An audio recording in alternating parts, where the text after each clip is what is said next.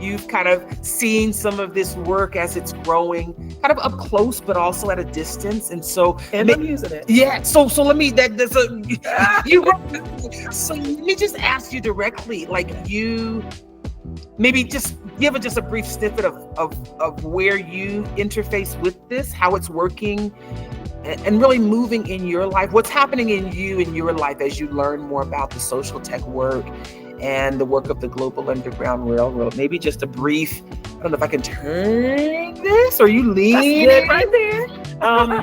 Like, how's this moving? How's the social tech work moving in you? You know what? I actually use this in my everyday life. What I have learned here is to identify what the issue is. When I say I use it in my everyday life, you know, walking through the day and things happening, working and things happening. As things come up and I feel like, oh my goodness, why do I feel this way? I'm feeling some type of way. What's going on? What's going on? So I got my social tech here and I just step my steps 1 through 5B of the process of social tech. I say, why am I feeling this way? I figure out what it is, and then I come up with my facts of what it is, and then I will ask myself, what are you feeling? That's what LaRahna said. So what are you feeling?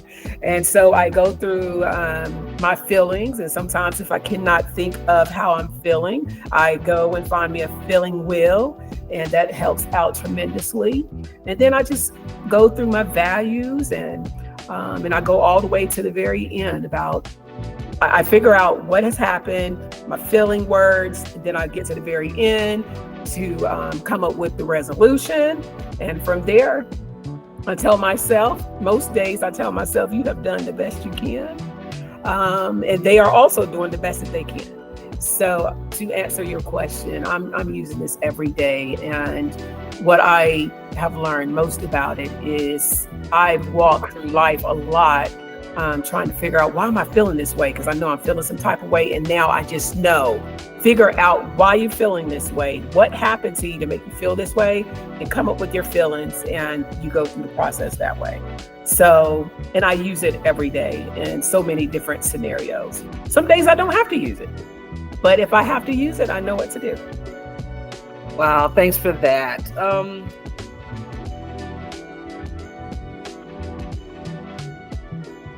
I guess to everyone listening, you know, in closing, it's like, how do you close this? Now, I've been interviewed, which is usually, I'm usually on the other side of that. So thank you, Jackie, for participating in that way.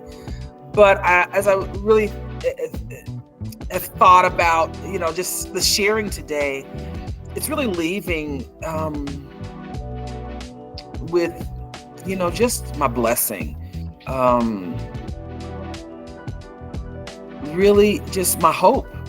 And really the reason for putting this social media out there is that for some, maybe this is about hearing the permission to slow down and to tell the truth and to be held in the places that still ache, and to remember that you don't have to be finished to be faithful. You don't have to have it all together to have a testimony, and that we're not built for burnout.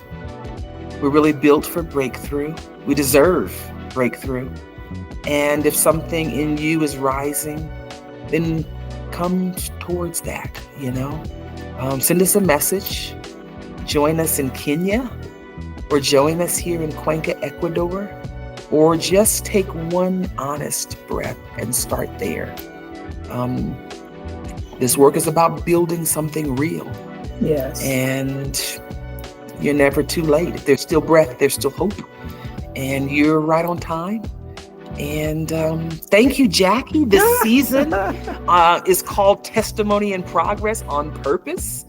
And the stories are still unfolding. So thank you for joining us. And I'll see you next time with another guest that will be sharing their testimony in progress. So thanks. And we'll see you soon.